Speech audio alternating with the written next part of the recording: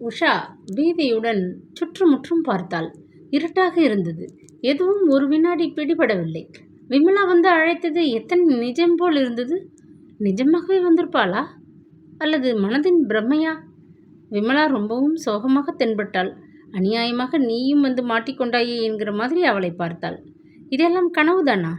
கனவாக இருந்தாலும் இந்த கனவுக்கு ஏதேனும் அர்த்தம் இருக்குமோ? அவளுடைய நெஞ்சின் படபடப்பு அடங்க வெகு நேரம் ஆயிற்று. அடங்கியதும் தன் பயத்துக்கும் அனுமானத்துக்கும் ஏதும் அர்த்தமில்லை என்று தோன்றியது. படித்த நாகரிகமானவளின் சிந்தனை ஏன் இப்படியெல்லாம் போகிறது? கனவுக்கு அர்த்தங்களை கற்பித்து கொண்டு போய் வந்ததோ என்று அனுமானித்து கொண்டு தன் மனதின் பிரமையின் பிரதிபலிப்பல்லவா அது. இருந்தும் எத்தனை நிஜம் போல் இருந்தது. அவள் படபடப்பு அடங்கியதும் ஒரு டம்ளர் நீர் குடித்துவிட்டு படுத்தாள். சங்கர் இரவு வரவே இல்லை என்று ஞாபகம் வந்தது. அவள் எழுந்திருந்த மணியை பார்த்தால் மணி 1:15 ஆயிற்று. அவளுக்கு திகைப்பாக இருந்தது. இந்த சின்ன ஊரில் எங்கே போக முடியும்? அவள் எழுந்திருந்து ரேழிக்கு சென்றாள். ஜன்னல் திரையை விலக்கி பார்த்தாள். தெரு வெறிச்சென்று இருந்தது. திடீரென்று கோடியில் 2 உருவங்கள் தெரிகிற மாதிரி இருந்தது. உற்று பார்க்கையில் அவளுக்கு தூக்கி வாரி போட்டது. சங்கரும் சீஷ்மாவும் தான். அவளுக்கு நெஞ்சு மறுபடியும் படபடுத்தது. என்ன அநியாயம் இது என்று மனசு கொதித்தது. அவன் பெண்ணுக்கு அலைகிறவன், அவள் ஆணுக்கு அலைகிறவள். அதற்காக இப்படி ஒரு அநியாயத்தை இவன் பண்ணுவதா? கல்யாணமாகாத ஒரு பெண்ணிடம் 3 குழந்தைகளுக்கு தகப்பன் நடந்து கொள்ளும் விதமா இது? அவளுக்கு சற்றென்று தோன்றிற்று. சங்கருக்கும் சேஷ்மாவுக்கும் கொஞ்ச நாளாகவே பழக்கம் இருந்திருக்க வேண்டும். இன்றைக்கு சேஷ்மா வீட்டிற்கு வந்து பேசியதெல்லாம் வெறும் நாடகம். அவளுக்கு ஆத்திரம் கட்டுக்கடங்காமல் போயிற்று. அந்த மிஸ்ஸஸ் கபூருக்கு நன்றாக ஒரு டோஸ் கொடுக்க வேண்டும் போல் இருந்தது. பெண்ணை வளர்க்கும் அழகு இதுதானா என்று கேட்க வேண்டும் போல் இருந்தது. உன் பொறுப்பு குறைந்து விட்டது என்று அர்த்தமா என்று கத்த வேண்டும் போல் இருந்தது. ஆனால் அவள் எந்த முகத்தை வைத்துக்கொண்டு கேட்பாள்? சங்கர் குற்றவாளியாக இருக்கும்போது அவனுடைய பலவீனம் அவ்வளவு தூரம் அவன் கண்ணை மறைத்து விட்டதா? 100 குடும்பங்கள் வாழும் ஒரு கேம்புக்குள் இருப்பவன், அரசாங்க உத்தியோகஸ்தன், எந்த தைரியத்தில் இந்த மாதிரி நடந்து கொள்கிறான்? பொறுப்புணர்ச்சி இல்லையா? இல்லை, அவ்வளவு தூரம் அவனுடைய பலவீனம் கண்ணை மறைக்கிறதா? அது எதுவாக இருந்தாலும் இது வளராமல் எப்படி பார்ப்பது? அவனுக்கு ஏதும் புத்தி சொல்ல அவளுக்கு என்ன உரிமை கொடுத்திருக்கிறான்? வாஸ்தவத்தில் அவனுக்கும் அவளுக்கும் இடையே எந்தவித உறவும் இல்லை என்று தோன்றியது. ஒரு 3ஆம் மனுஷி எடுத்துக்கொள்ளும் உரிமை கூட தன்னால் அவனிடம் எடுத்துக்கொள்ள முடியாது என்று தோன்றியது. அந்த அளவுக்கு அவனுக்கும் அவளுக்கும் இடையே ஒரு அகழி இருந்தது. இருந்தும் மனசு பரபரத்தது. அவனுடைய மனைவி என்கிற ஸ்தானத்தில் இருந்து கொண்டு இந்த மாதிரி ஒரு அவமானத்தை தாங்க முடியாது போல் இருந்து அவன் லேசாக கதவை தட்டினான். அவள் சற்று நேரம் கழித்துதான் கதவை திறந்தாள். அவன் திருடன் மாதிரி உள்ளே நுழைகையில் அவளுக்கு ஆத்திரம் பற்றி கொண்டு வந்தது. இரவு வேளையில் ஏதும் கேட்க வேண்டாம் என்று அவள் அடக்கி கொண்டாள். சற்று நேரத்திலேயே அவன் குரட்டை ஒலி கேட்கையில் அவளுக்கு அதிசயமாக இருந்தது. செய்வதையும் செய்துவிட்டு இந்த மனிதனால் எப்படி நிச்சந்தையாக இருக்க முடிகிறது என்று. இந்த மாதிரி ஒருவனுடன் போராடி கொண்டு ஆத்திரப்பட்டு கொண்டு வாழ்நாள் முழுவதும் தன்னால் இருப்பது முடியுமா என்று முதல் முறையாக அவளுள் ஒரு பயமும் ஐயமும் எழுந்தன. மறுநாள் காலையில் சங்கருடன் பேசுவதற்கு நேரம் இல்லாமல் வேலைகள் இருந்தன. குழந்தைகள் பள்ளிக்கூடத்திற்கு போன கையோடு சங்கரும் ஆஃபீஸிற்கு கிளம்பினான். கபூர் வீட்டு கொல்லையில் சீஷ்மா துப்பட்டா இல்லாமல் நின்று கொண்டிருப்பது தெரிந்தது. சங்கர் அவளை தாண்டி போகையில் அர்த்தமுள்ள சிரிப்பும் பார்வையும் பரிமாறிக்கொள்வது தெரிந்தது. இது நல்லதற்கில்லை என்று மனசு அடித்து கொண்டது. முதலில் சீஷ்மாவை பார்த்ததும் அவளை தான் ஒரு டைனமைட் என்று நினைத்தது எவ்வளவு சரியாக போயிற்று என்று அவள் நினைத்து கொண்டாள். மிஸ்ஸஸ் கபூருக்கு இந்த உணர்வு இருக்குமா? நிலைமை புரியுமா? புரிந்தாலும் சமாளிக்க தெரியுமா? உஷாவுக்கு என்ன செய்வது என்றே புரியவில்லை. நேற்றைக்கு இருந்த பிரச்சனை போய் இப்பொழுது புதிய பிரச்சனை உருவானது மாதிரி இருந்தது. தன்னை பற்றிய யோசனை போய் இப்பொழுது சீஷ்மாவை பற்றிய கவலை ஏற்பட்டது. வேலையெல்லாம் முடிந்து அவள் கொல்லை குரட்டில் வந்து உட்கார்ந்தாள். கொல்லையில் இருந்த குல்மோகர் மரம் திடீரென்று பூத்து குலுங்கி நிற்கிற மாதிரி இருந்தது. இரத்த சிவப்பாக இலையே தெரியாமல் கொத்து கொத்தாய் பூக்கள். இவ்வளவு நாள் இது எப்படி தன் கண்ணில் படாமல் போயிற்று என்று அவளுக்கு ஆச்சரியமாக இருந்தது. சென்ற மாதம் இது ஒரு மொட்டை மரமாக இருந்தது. இப்பொழுது எப்படி சிரிக்கிறது? கல்யாண பெண் மாதிரி. தன்னுடைய ஓமியை நினைத்து அவளுக்கே சிரிப்பு வந்தது. எல்லா கல்யாண பெண்களும் சிரிப்பார்களா? அவள் சிரித்தாளா? பருவம் மாறும்பொழுது தன்னாலேயே பூக்கும் இந்த குல்முகர் மரங்கள் மாதிரி இருக்கும் பெண்கள் தான் சிரிப்பார்கள். பருவத்தின் கை வேலையை யாரால் தடுக்க முடியும்? பூத்து நிற்கிறதே, மனம் வீசுகிறதே, மற்றவரின் பார்வையை ஈர்க்கிறதே என்று வருந்து என்ன லாபம்? நமஸ்தே பகன்ஜி. குரலை கேட்டு உஷா திடுக்கிட்டு திரும்பினாள். மிஸ்ஸஸ் கபூர் நின்றிருந்தாள். அவளுக்கு அடி வயிற்றில் ஒரு சில்லிப்பு ஏற்பட்டது. ஏதாவது புகார் செய்ய வந்திருக்கிறாளோ? வாருங்கள் நமஸ்தே என்று கயிற்றுக்கட்டிலை இழுத்து போட்டாள். இருவரும் உட்கார்ந்தார்கள். மிஸ்ஸஸ் கபூர் கைகள் ஸ்வெட்டர் பின்னியபடி இருந்தன. வெயில் ஆரம்பித்து விட்டது. இன்னமும் ஸ்வெட்டர் பின்னி கொண்டிருக்கிறீர்களா என்று சிரித்தாள் உஷா. இதுதான் கடைசி, இதற்கப்புறம் கிடையாது. கையெல்லாம் வேர்க்கிறது, நூலை பிடித்தாலே என்றாள் மிஸ்ஸஸ் கபூர். ஆமாம், வெயிற்காலம் ஆரம்பித்து விட்டது என்று இந்த குல்முகரே சொல்கிறதே.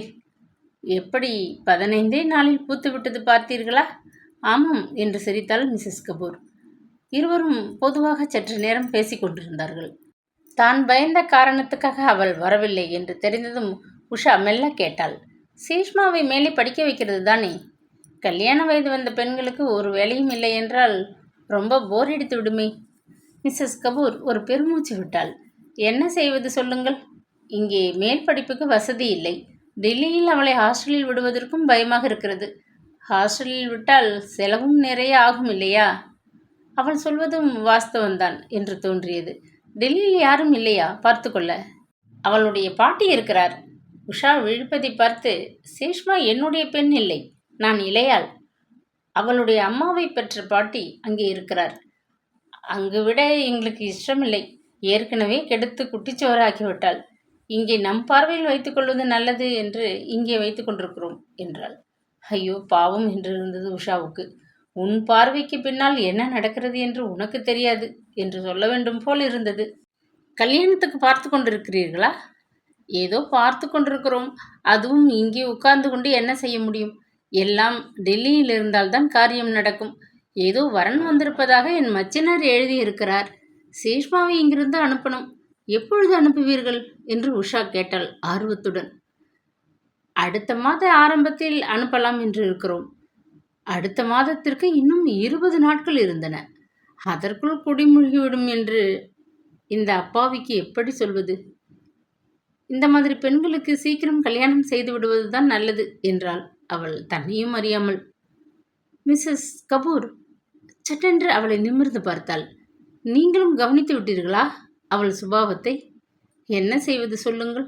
எனக்கு அடங்கவே மாட்டேன் என்கிறாள். நான் எது சொன்னாலும் முரண்டு பிடிக்கிறாள். வயது வந்த பெண் என்று அவளுடைய அப்பாவும் பேசாமல் இருக்கிறார். நான் எத்தனை என்று உரிமை எடுத்துக்கொள்ள முடியும்? கஷ்டம்தான் என்றாள் உஷா தன் சொந்த அனுபவத்தினால். அவளுக்கு ஒரு கல்யாணத்தை பண்ணி அனுப்பிவிட்டால் போதும் என்றாகிவிட்டது. மிஸ்ஸஸ் கபூர் இவ்வளவு தூரம் தன்னிடம் அந்தரங்கமாக பேசுவது உஷாவுக்கு ஆச்சரியமாக இருந்தது. சங்கரிடம் சீஷ்மா பழகும் விதத்தை மேலெழுந்த வாரியாக பார்த்தே இப்படி எச்சரிக்கிறாளோ? விஷயம் அவள் அறிந்ததை விட மோசம் என்று தெரிந்தால் அவள் யாரை தப்பு சொல்வாள்? மைனரான பெண்ணையா? 3 குழந்தைகளும் பெண்டாட்டியும் உள்ள ஒரு ஆண் பிள்ளையா? 1 மணிக்கு குழந்தைகள் சாப்பிட்டு விட்டு பள்ளிக்கூடத்துக்கு சென்ற பிறகு சங்கர் சாப்பிட உட்கார்ந்தான். அவன் சாப்பிட்டு முடியும் வரை அவள் காத்திருந்தாள். பிறகு அவன் கை கழுவி கொண்டு வந்ததும் அவள் சொன்னாள், உங்களிடம் கொஞ்சம் பேச வேண்டும். அவன் எரிச்சலுடன் என்ன என்கிற மாதிரி நின்றான். அவளுக்கு எப்படி கேட்பதென்றே புரியவில்லை. மகா அசிங்கமான விஷயம் மாதிரி இருந்தது. இவனுக்கு மன்னிப்பே இல்லை என்று ஒரு சீற்றம் எழுந்தது. உங்களை பற்றி நான் முதலில் வைத்திருந்த அபிப்பிராயம் எல்லாம் இப்பொழுது தலைகீழாய் போனாலும் நீங்கள் இவ்வளவு கேவலமாக நடந்து கொள்வீர்கள் என்று தெரியாது. அவன் கோபத்துடன் கையை ஓங்கி கொண்டு வந்தான். அவள் சற்றென்று ஒதுங்கி கொண்டாள். என்ன டயலாக் பேசுகிற? என்ன விஷயம்? இந்த மூர்கனிடம் என்ன சொன்னாலும் லாபம் இருக்குமா என்று அவள் யோசித்தாள். ஆனால் இதை சொல்லாமல் இருக்கக்கூடாது என்று அவள் தீர்மானித்து கொண்டாள். நீங்கள் சீஷ்மாவுடன் அப்படி பழகுவது உங்களுக்கே சரி என்று தோன்றுகிறதா? ஒரே ஒரு வினாடி அவன் முகத்தில் கலக்கம் தெரிந்தது. பிறகு மறைந்தது. எப்படி பழகுகிறேன்? நடுராத்திரியில் அவளோடு அவள் முடிக்க முடியாமல் நின்றாள். ஆமாம், நீதான் வந்து பார்த்தாயா என்று விட்டு ஏதோ அசிங்கமாக சொன்னான். அவள் காதை மூடிக்கொண்டாள். இந்த மாதிரி உணர்வை பற்றியெல்லாம் பேசக்கூட தெரியுமா உனக்கு? புரிந்து கொள்ளவாவது தெரியுமா? ஏன் அந்த பெண்ணை பார்த்து பொறாமை பிடிச்சு அலையிற? அவன் பேச்சை திருப்பும் விதம் அவளை ஆத்திரப்படுத்திற்று. இதை பாருங்கள், அந்த உணர்வெல்லாம் எனக்கு தெரியுமோ தெரியாதோ, நியாயம் எது தர்மம் எது என்று எனக்கு தெரியும். அந்த பெண்ணுக்கு கல்யாணத்துக்கு பார்த்து கொண்டிருக்கிறார்கள். தயவு செய்து அந்த பெண்ணோட வாழ்வை கெடுக்காதீர்கள். எனக்கு நீ உபதேசம் செய்ய வேண்டியதில்லை. அதற்கு உனக்கு எந்த விதமான உரிமையும் கிடையாது. அவள் பதிலை எதிர்பார்க்காமல் அலுவலகத்துக்கு கிளம்பினான். அவள் விக்கித்து போய் நின்றாள். இவனுள் இருக்கும் பாசத்தை தன்னால் அடக்குவது சாத்தியமான காரியம் என்று தோன்றியது. இந்த அநியாயத்தை தன்னால் பார்த்து கொண்டு எப்படி உட்கார்ந்திருக்க முடியும் என்று அவளுக்கு திகைப்பாக இருந்தது. விஷயம் அம்பலத்துக்கு வந்தால் இந்த காம்காரர்கள் அவனை சும்மா விடுவார்களா என்று ஒரு பயம் எழுந்தது. அப்படியும் ஒரு மிருக வெறியா அவனுள்? உனக்கு இந்த உணர்வெல்லாம் புரியுமா என்று அவன் கேட்டானே.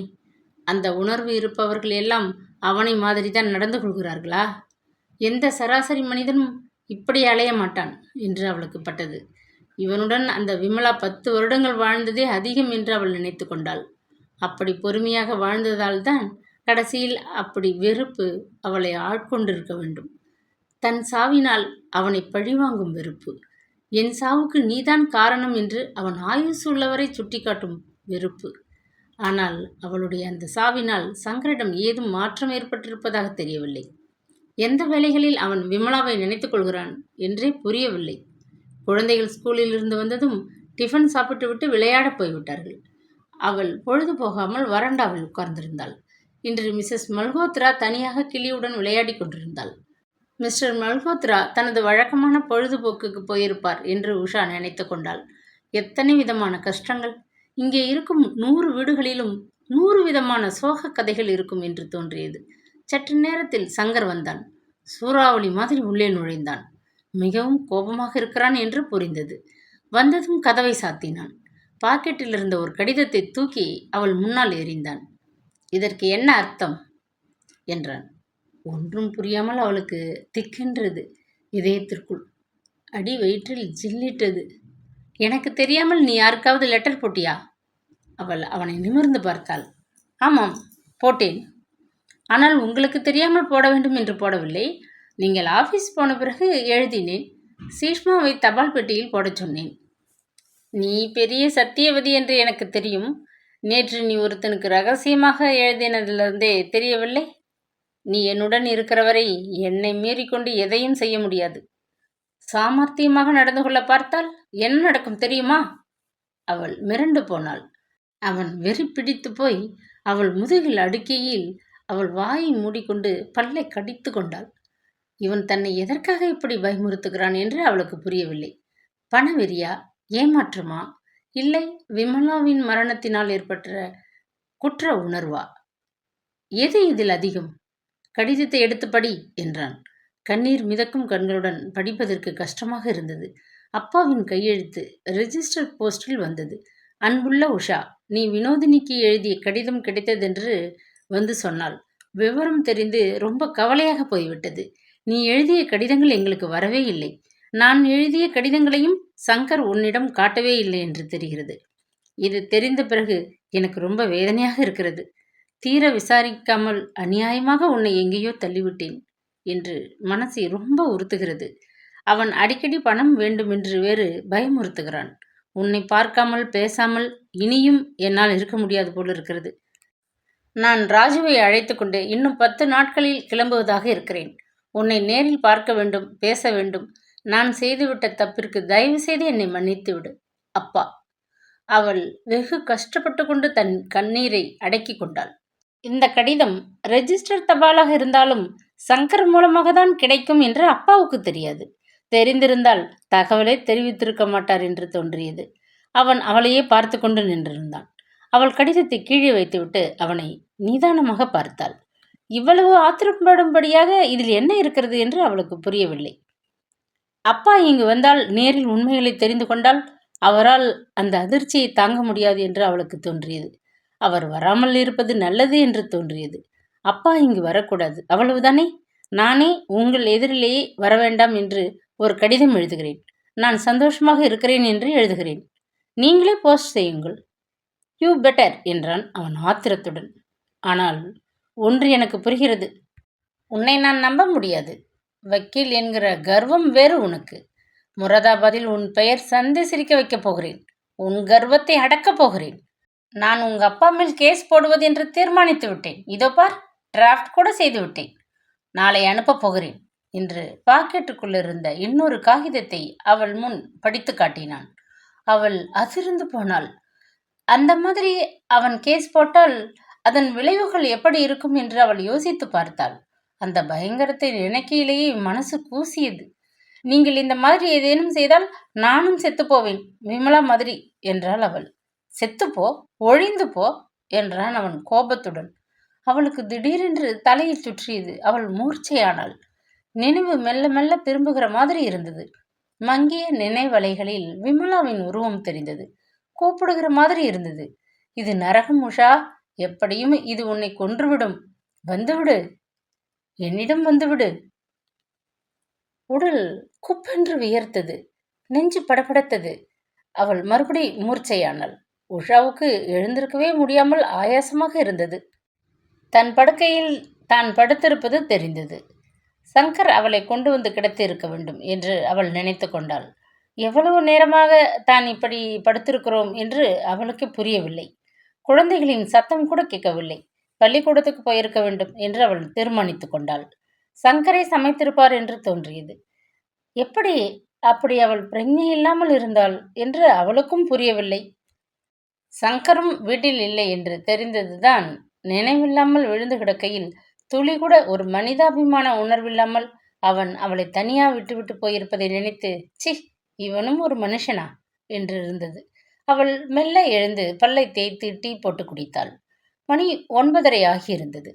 அவனும் குழந்தைகளும் இப்பொழுதுதான் கிளம்பி போயிருப்பார்கள் என்று தோன்றியது. டீயை குடித்தது சற்று தெம்பு வருகிற மாதிரி இருந்தது. சற்று தெளிவாக சிந்திக்க முடிந்தது. அவள் உடனடியாக அவசரமாக ஏதாவது ஒரு முடிவுக்கு வர வேண்டும் என்கிற அவசியம் ஏற்பட்டிருக்கிற மாதிரி நினைத்து கொண்டாள். மண்டை வெடித்துவிடும் போல் இருந்தது குழப்பத்தில். வேறு காரணம் இருந்தாலும் இந்த மாதிரி ஒரு மனநிலையில்தான் விமலா இறந்திருக்க வேண்டும் என்று அவளுக்கு தோன்றியது. மனதின் உளைச்சலை பொறுக்க முடியாமல் தான் அந்த முடிவுக்கு வந்திருக்க வேண்டும் என்று தோன்றியது. பாவ புண்ணியம் என்கிற போராட்டத்தில், தர்மம் நியாயம் என்கிற பிரச்சனையில் அகப்பட்டு கொண்டு தன்னால் அதையெல்லாம் மீறி கொண்டு கடை தேறுவது சாத்தியமில்லை என்கிற ஒரு தோல்வி உணர்வில் தன்னை முடித்து கொள்ள தீர்மானித்திருக்க வேண்டும். வேறு வழியே புலப்படாத நிலையில் அப்படி ஒரு வைராக்கியம் வந்திருக்க வேண்டும். வைராக்கியத்தை விட கோபம் அதிகமாக இருந்திருக்க வேண்டும். தன் வஞ்சத்தை தீர்த்து கொள்ள தற்கொலை ஒன்றுதான் வழி என்று அவள் தீர்மானித்திருக்க வேண்டும். உஷா யோசித்தாள். எல்லா பிரச்சனைகளையும் தீர்த்து கொள்ளும் வழி தானும் விமலா மாதிரி சாவதுதான் என்று தோன்றியது. சங்கர் செய்யும் பிளாக்மெயில், கேஸ் போடுகிறேன் என்கிற அவனுடைய பயமுறுத்தல், புதிதாக இப்பொழுது அவன் ஆரம்பித்திருக்கும் சீஷ்மாவின் சிநேகிதம், எல்லாவற்றுக்குமே விடை கிடைக்கும். அவள் மறைந்து போனாள். அவள் உயிரோடு இருந்தால் பலவிதமான அவமானங்களை ஏற்க வேண்டியிருக்கும். ஒன்று, அவன் அப்பாவை ஓட்டாண்டியாக்கி விடுவான், அல்லது அவள் மேல் கேஸ் போட்டு விவாகரத்து கோருவான். இரண்டாவது அவமானத்தை அவளால் தாங்க முடியாது போல இருந்தது. தனது இயலாமையை, தோல்வியை பகிரங்கமாக ஒப்புக்கொள்வது தன்னால் இயலாத காரியம் என்று தோன்றியது. அதைவிட சாவதே மேல் என்று தோன்றியது. அந்த சீஷ்மாவுடன் சிநேகிதத்தை வளர்த்து கொண்டு அவன் மேலும் மேலும் அக்கிரமம் செய்வதை தன்மானம் உள்ள எந்த மனைவியாலும், வெறும் பெயரளவில் மனைவியாக இருந்தாலும் தாங்க முடியாது என்று தோன்றியது. நினைக்க நினைக்க மிகப்பெரிய மனச்சூன்யம் நெஞ்சை கவுகிற மாதிரி இருந்தது அவளுக்கு. சாவு ஒன்றுதான் வழி என்கிற எண்ணம் விஸ்வரூபமாய் மனதில் எழுந்தது. நான் தோற்றுவிட்டேன். வாழ்வின் நிஜங்களுக்கு முன்னால், அதன் வலுவிற்கு முன்னால் நான் தோற்று போனேன். ஜூலியஸ் சீசர் அத்தனை சகுனங்கள் எச்சரித்தும் தெரிந்து கொண்டே தன் முடிவுக்கு போன மாதிரி, கண்ணை திறந்து கொண்டே என்னிடம் இருக்கும் பலவீனங்களை அறிந்து கொண்டே நான் என் முடிவை தேடி போனேன். What can be avoided whose end is purposed by the mighty gods. அவள் சற்றென்று ஏதோ உழுக்கப்பட்ட மாதிரி நிமிர்ந்து உட்கார்ந்தாள். அப்பாவின் ஞாபகம் வந்தது. என்னை மன்னித்து விடம்மா என்று கெஞ்சுகிற மாதிரி இருந்தது. புத்தி இல்லாமல் பண்ணிவிட்டேன், மன்னித்து விடு. அவள் இறந்து போனால் அப்பாவை அவள் மன்னிக்கவில்லை என்றல்லவா ஆகிவிடும். அந்த நினைப்பை, அது தரும் அதிர்ச்சியே அவரை கொன்று விடாதா? எந்த பலவீனத்தில் அப்படி ஒரு எண்ணம் மனதில் உதித்தது? அந்த எண்ணமே அவளுக்கு நியாயமில்லாததாகப்பட்டது. தான் தற்கொலை செய்து கொண்டால் பாதிக்கப்படுவது அவளுடைய பெற்றோர்தான், சங்கர் இல்லை என்று தோன்றியது.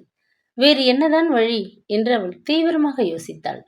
கேஸ் போடுவதாக சொல்லி சங்கர் பயமுறுத்தினானே, அதை அவன் அப்பாவுக்கு அனுப்புவதற்குள் ஏதாவது செய்ய வேண்டும் என்று தோன்றியது. அவள் கடைசியில் ஒரு தீர்மானத்துக்கு வந்தவள் மாதிரி எழுந்தாள். வக்கீலுக்கு படித்துவிட்டு தன்னால் எப்படி தற்கொலையை பற்றி நினைக்க முடிந்தது என்று அவள் ஆயாசப்பட்டாள். தன்னுடைய மனநிலை அவ்வளவு தூரம் இந்த சில மாதங்களில் பேதலித்து போயிருக்க வேண்டும் என்று தோன்றியது. தொடர்ந்து இந்த மனிதனுடன் இருந்தால் ஒரு நாள் நிச்சயம் அந்த முடிவுக்குத்தான் அவள் தன்னை அறியாமல் வந்து விடுவாள் என்று பயமாக இருந்தது. அவள் ஒரு தீர்மானத்தோடு பெட்டியில் வைத்திருந்த தன்னுடைய சர்டிபிகேட்டுகளை எல்லாம் பத்திரமாக கைப்பையில் வைத்து கொண்டாள். அவள் முராதாபாத்திலிருந்து கொண்டு வந்திருந்த 1000 ரூபாய் பணம் இருந்தது. நல்ல வேலையாய் 4-5 புடவை துணிமணிகளை ஒரு பையில் வைத்து கொண்டாள். குழந்தைகளை பற்றி நினைவு வருகையில் கஷ்டமாக இருந்தது. பெற்றவளே நிர்கதியாக விட்டுவிட்டு போயிருக்கும்போது தன்னால் செய்யக்கூடியது ஒன்றுமில்லை என்று தோன்றியது. அவள் அந்த சின்ன பையையும் ஹேண்ட்பேக்கையும் எடுத்துக்கொண்டு வேறு புடவையுடன் பளிச்சென்ற மேனியுடன் புறப்பட்டாள். அதிக ஜன நடமாட்டம் இல்லை. ஒவ்வொரு வீட்டை தாண்டும் போதும் மனசு திக்திக்கென்று அடித்து கொண்டது. யார் கண்ணிலாவது பட்டு விடுவோமோ என்று. மணி இன்னும் 10:15 தான் ஆகியிருந்தது. பெண்கள் வேலை முடிந்து 10:45, 11 மணிக்குத்தான் வெளியில் வருவார்கள். அதற்குள் போய்விட முடியாதா? தான் நினைத்த சுருக்கில் எப்படி கிளம்பிவிட்டோம் என்று நினைத்து அவளுக்கு ஆச்சரியமாக கூட இருந்தது. நமஸ்தே பெகன்ஜி, குரல் கேட்டு அவள் திடுக்கிட்டு நின்றாள். மிஸ்ஸஸ் வித்யாதரன் நின்று கொண்டிருந்தாள். ஈரத்தலையில் எண்ணெய் பளபளத்தது. நமஸ்தே என்றாள் உஷா ஜீவன் இல்லாமல். எங்கே தனியாக போகிறீர்கள்? என்ன சொல்வது? ஒரு வினாடி திகைத்தாள். தையற்காரரிடம் போகிறேன் என்றாள் சட்டென்று. யாரையாவது அழைத்து கொண்டு போகக்கூடாதோ துணைக்கு? பரவாயில்லை, அப்புறம் வெயில் ஏறிவிடும். வருகிறேன் என்று விறுவிறுவென்று நடந்தாள். அந்த பெரிய கேட்டை அடைவதற்குள் வேறு யாரும் பார்த்து விடக்கூடாதே என்று இருந்தது. நல்ல வேளையாக யாரும் தென்படவில்லை. அவளுக்கு அதிகமாக யாரும் பழக்கம் கூட இல்லை. மிஸ்ஸஸ் மல்கோத்ரா மிஸ்ஸஸ் கபூரிடமிருந்து தப்பியதே பெரிய காரியம் என்று தோன்றியது. கேட்டில் கூர்காவை கூட காணோம். அவள் எங்கே போக வேண்டும் என்று கூட புரியாமல் அவள் வெளியே நடந்தாள். எப்படியாவது இந்திய எல்லைக்கு போய்விட வேண்டும். அவள் சற்று தூரம் சென்றதும் ஒரு பஸ் வந்தது. சொனாலி சொனாலி என்று கண்டக்டர் சொல்வது கேட்டது. அவள் சற்றென்று அதில் ஏறிக்கொண்டாள். சொனாலி என்பது இந்திய நேபாள எல்லை பகுதி என்று அவளுக்கு ஞாபகம் வந்தது. வழி நெடுக சங்கர் எங்கேயாவது பின் தொடர்கிறானோ என்கிற பயம் வாட்டி கொண்டிருந்தது. சொனாலியை அடைந்ததுமே அங்கே வாரணாசிக்கு செல்லும் பஸ் ஒன்று காத்து கொண்டிருந்தது. அவள் எதுவுமே யோசிக்காமல் அதில் ஏறிக்கொண்டாள். இந்திய எல்லையில் கஸ்டம்ஸ்காரர்கள் வந்து பையை சோதனை போட வந்தபோது மனசு திக்திக்கென்று அடித்து கொண்டது. ஏதோ தப்பு பண்ணிவிட்ட மாதிரி. ஆண்டவனே, எப்படியாவது தப்பித்து கொண்டு போய்விட வேண்டும் என்று ஜபித்து கொண்டிருந்தது மனம். இவர்களில் யாருக்காவது சங்கரை தெரிந்திருக்குமோ? அவளை அடையாளம் கண்டு கொள்வார்களோ? அவன் வந்து விசாரித்தால் சொல்லிவிடுவார்களோ? மிக மிக தொலைவான சிரமமான பிரயாணமாக இருந்தது. மனதில் இருந்த பயத்தில் பயணம் நீண்டு கொண்டே போகிற மாதிரி இருந்தது. காலையிலிருந்து ஒன்றும் சாப்பிடாததால் தலையை சுற்றிற்று. கடைசியில் வாரணாசி வந்துவிட்டது என்று தெரிந்ததும் ஆச்சரியமாக இருந்தது. சங்கரின் ஆதிக்கத்தின் எல்லையிலிருந்து வந்துவிட்டோமா என்று பிரமிப்பாக இருந்தது. அவன் உடனடியாக இப்பொழுது தன்னை கண்டுபிடிப்பது சிரமம் என்று அவளுள் ஒரு தைரியம் வந்தது.